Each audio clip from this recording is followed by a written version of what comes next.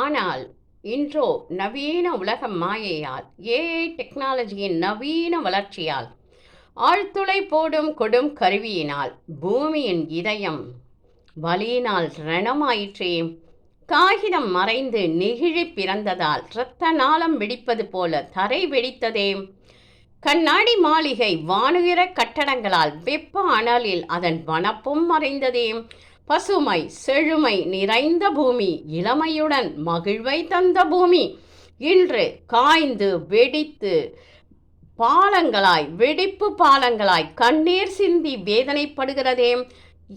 இந்நிலை மாற பழமையை பழக்குவோம், தனி மனித ஒழுக்கம் காப்போம், மரக்கன்றுகளை நடுவதுடன் இருக்கின்ற மரங்களை பாதுகாத்து வளர்த்து சுற்றுப்புறந்தனை தூய்மைப்படுத்தி தூய காற்றினை சுவாசிப்போம்.